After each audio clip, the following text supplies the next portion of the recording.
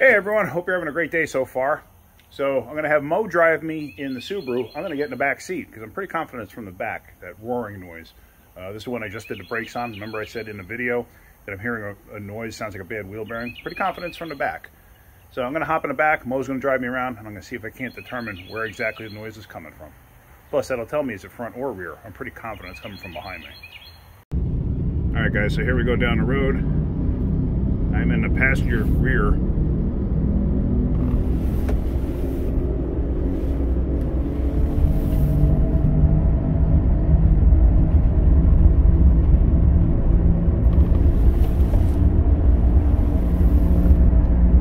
Sounds like it's right rear. Sounds like it's right rear. Okay. So I'm on the lift now with the Subaru, and I got it in gear, traction control off. I'm getting the speed up to get some mile an hour out of it, because I want to physically hear the wheel bearings in the rear. See if I can't absolutely make sure that that's the one with the problem. So I don't recall it having any play when I had the wheels off yesterday and I rotated the tires. So here's my little pedal depressor, and I'm just lightly going with it,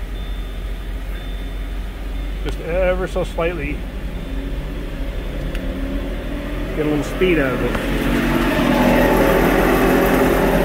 That wheel bearing's loud.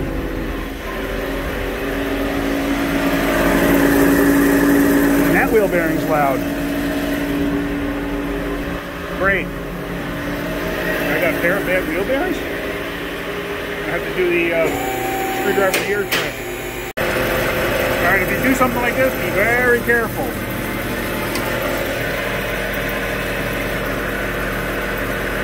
Alright, definitely this side. What I was doing was I was just putting the screwdriver right there, right up to the edge of my ear, and I can hear it. I hear a little bit on this side, but it's possible it's transferring from one side to the other. That side's definitely bad, so we're going to put that in first. So now with the wheel off, I'm going to take the caliper off. Not caliper and then bracket, we're just going to take the whole assembly off. Just the 2 caliper bracket bolts. One up here, there's one down here. See that? There, right there. Take that off, I'm going to take this whole thing out and just lay it over to the side. So hopefully this will work out for you. Actually, let me shut my light off because there's no need for it right now. I always tell you, don't break them free with the gear wrench end. Great way to shorten the life of your gear wrench. The reason there's a box end on some of these.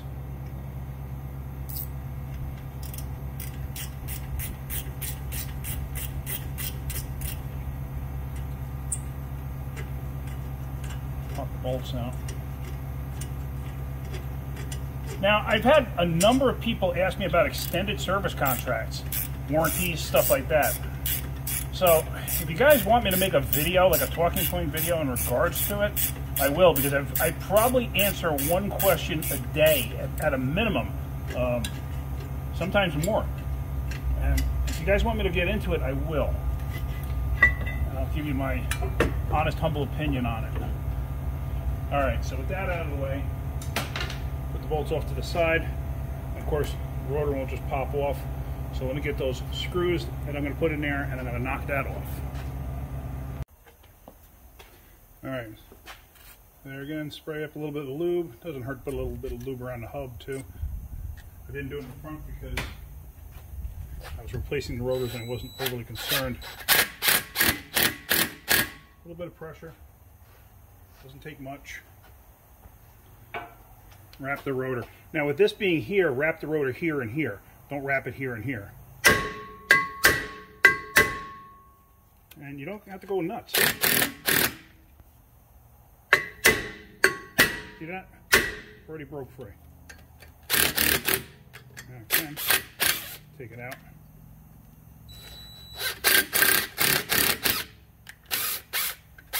See that? And how difficult was that? Why fight with stuff if you don't have to? Alright, so now that's off. Let's see what else we got to get into here. There's 4 bolts. Come out of here. And if you look, they come from the back side in. So they're going to be inside there. They're 14s. And there's 4 of them. 1, 2, 3, 4. And then you have the stake nut you got to take off. Let me get the gun, get the stake nut off. Let me go grab the new hub and bearing too. Taking the nut off should be just as simple as that. Now, will the axle actually move in on its own? If you're doing this, be very gentle. See, I'm not going nuts hitting it. If you have to, use a drift or a punch that'll fit into the center of that. This started moving right away, so I wasn't concerned. You don't want to peen this over, because then you'll never get the nut back on. Because don't forget, you're reusing that axle. So now, what I got to do is I got to get those 4 bolts out of the back. Now this is going to be near impossible for me to film. Especially all of them. Not, you know, it's not that you just can't see me actually doing it. So I'm going to just do the one, then I'm going to stop filming, get all the others out, and we're going to go from there. Just working it out with my fingers. And here's a good time to inspect your parking brake stuff too. Make sure that the clips aren't all rotted, or the springs aren't all rotted, because if that stuff falls apart, you'll get noise and stuff. It's not going to affect braking performance, but it'll make noise and all sorts of horrible things happen that way, and the parking brake won't work. So many people don't use their parking brakes anyway. Anyway, here's the bolt. Let me get the rest of them out. Alright, so I got all the bolts out now. Usually what I'll do is give a light wrap to the hub and bearing to see if it'll come free. Sometimes you don't want to. Kind of like this one. Alright, so now what do? Situation like this. Basically you just keep hitting it. If you can, get like a piece of black pipe or something and stick it on one of the studs so you have leverage coming out, and hit it. This way it'll put a leverage on it to try to pull it down. I have a tool that I can try. Let me see if that works. Hold on. Alright, so I got this bad boy right here. I actually got this from Mac Tools. Some other companies do make these. But anyway, you can have it like this and hit it down. I prefer to put it up like this to hit it.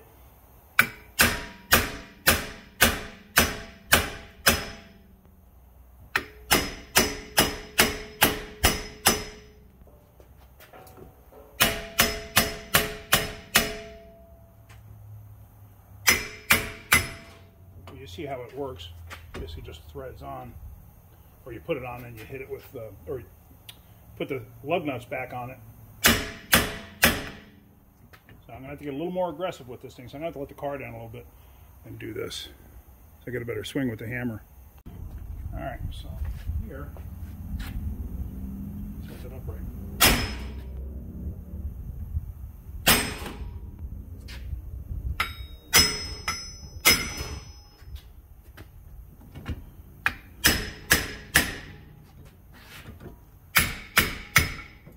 I think it's finally coming free. So drop the caliper down.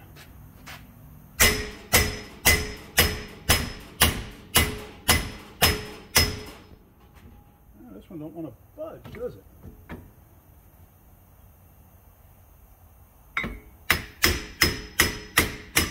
That's the one thing I don't like about the tool, is that it really only swings best one way. It doesn't swing best, in multiple positions.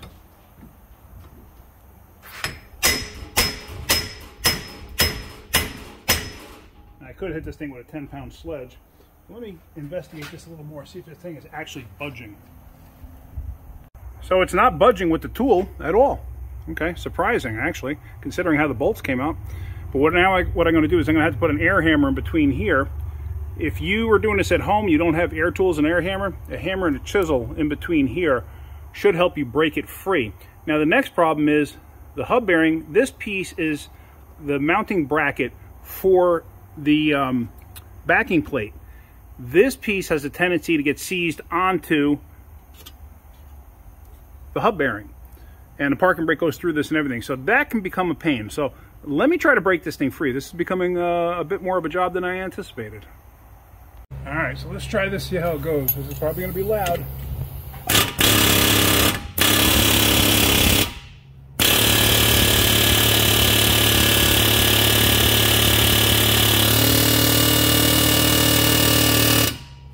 And if you look closely, let me shut my light off. You can see there's a gap in there now, see it? So it's starting to separate. So this thing had to be an up north vehicle for part of its life. So let me continue this.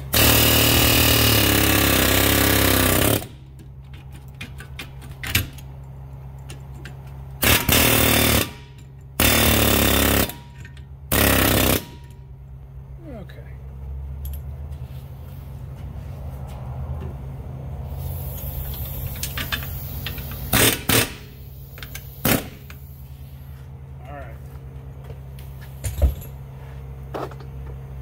So now, oops, sorry about that.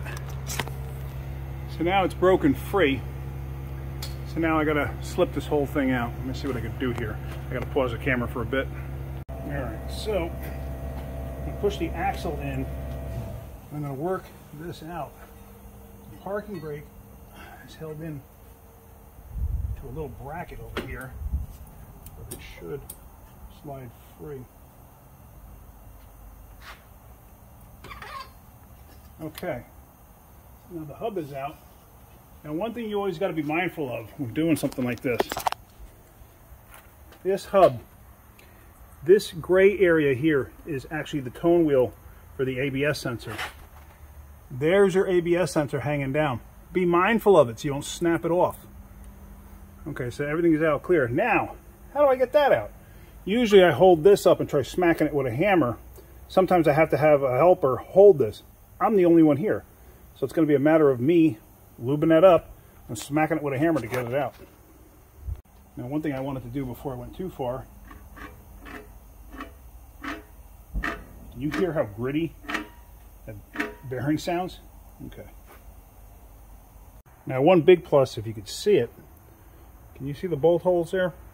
Let me turn my light on, that might help. You see how the threads are now off? That means this plate had rotated slightly on the hub bearing. So that's a good thing. That'll make my life a little bit easier, because I've had these things absolutely seized on it to where I've had to take everything apart and stick it in a press to get it apart. And usually you absolutely destroy everything in a parking brake if you leave it alone, or if you leave it on there. So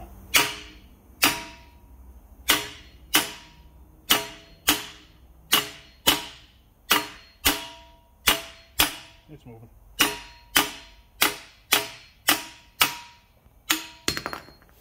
That's it.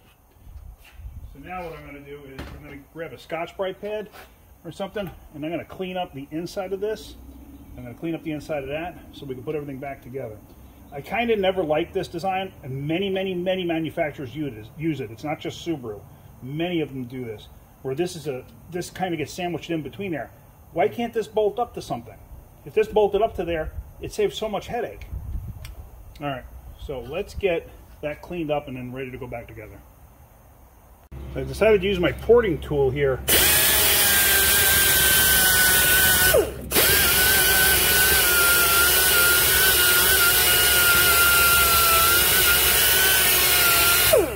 Just clean it up really good. I already did it to that other end. Now, if you look too, the plate's got a pretty hefty dent in it, which that's perfectly normal from the air hammer.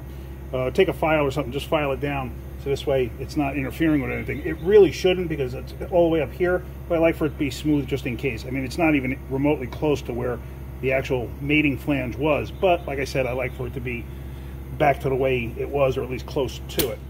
All right, so let's clean this up with some brake clean, and then let's get ready to put the bearing in. All right, so now we're going to take the hub bearing. We're going to get the backing plate ready. Now pay attention to the bolt holes, because sometimes the top holes can be smaller than the bottom holes, or vice versa. So you want to get it lined up and then get it in place. Just verify where everything is. So now comes the fun part. Trying to get a bolt caught and go between everything and get it to where it needs to be. This can sometimes be a real pain, get this thing to line up. And sometimes what I even do is I actually pop the hub back out.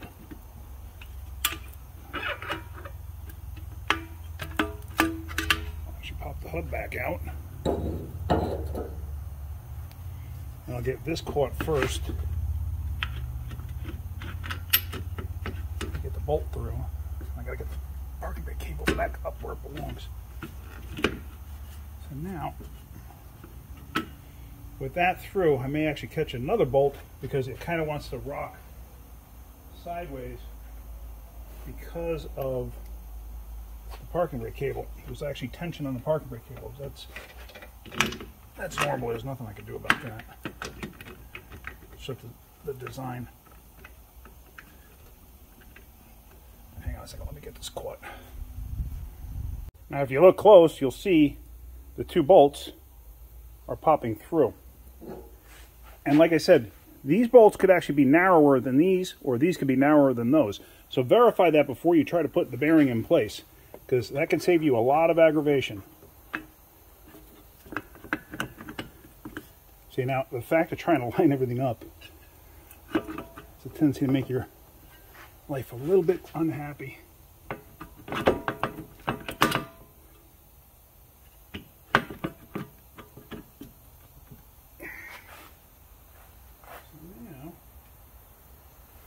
Never try to ram bolts in using a gun or anything. Do it by hand. You do it with a gun until you cross-thread things. And if you, I don't know if you can see this. Let's see. See right there? You can see the head of the bolt coming in. And you can see it turning and catching the threads and coming through. You want to do it by hand. Because trust me, you don't want to bring a hub back with threads stripped out. They won't warranty it. Alright, let's get the rest of the bolts caught now. Alright, so with everything in place, you got to torque the mounting bolts. The mounting bolts here are 48. I'm going to block the camera here. I apologize for that.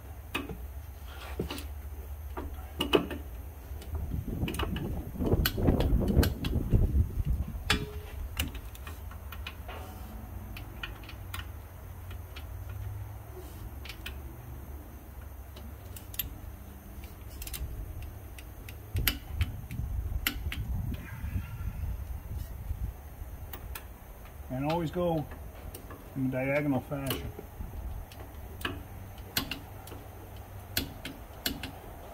Alright, so that's 48. Now the center hub here is 177.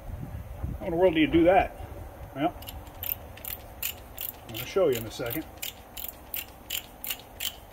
Get back off on my torque wrench. Actually, let me assemble everything else. Basically, like I always say, reverse procedure to install. I'm going to put the rotor on and everything else, and then I'll show you about that. Alright, so how do you torque the axle nut? Simple. Put the wheel back on. Especially if the socket fits through. If the socket doesn't fit through, you're a little more of a problem.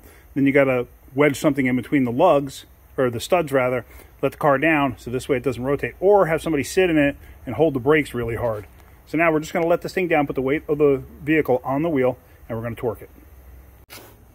Alright, so there we go. Whoops. Sorry about that. Tripped over it. So now, I got my torque wrench set to 177.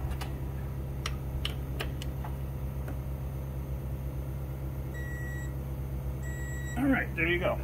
I got the wheel back off. Why? I got to stake the nut. Now, if you want to, you can buy a new nut. It's not necessary. I know some people are going to say, yes, it is necessary. It's a single use only. Technically, it is.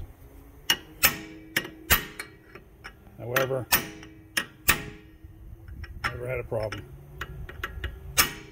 In 40 years of doing this, never had a problem.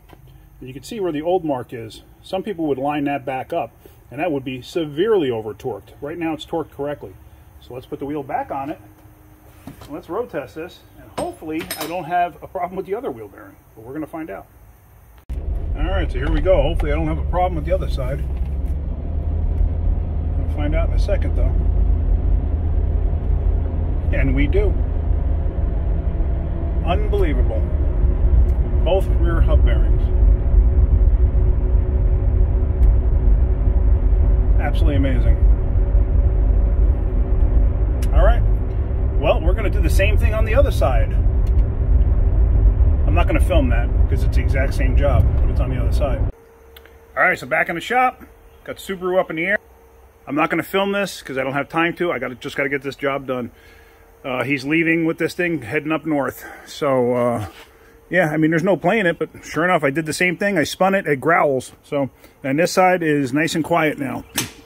So, all right, let me just get it done, and we'll go for another road test. All right, let's try that again. So we're heading up the road.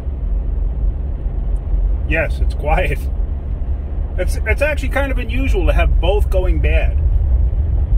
But it does happen. I mean, it's just, like I said, it's not a very common thing to happen where both of them go bad at the same time. So I'm glad I caught that when I did, because she's actually driving this thing up north, and when you're driving on a highway, that's when the bearings get heated up the most and everything else. If she was staying local, I said she could have probably waited a few days for me to do that one. But the fact that she was going on a road trip up north, I figured she's probably going to be putting 500-600 miles on it. I didn't feel confident in that. I'd rather get it done now. So just pull over here, my trusty little parking lot where the DMV is.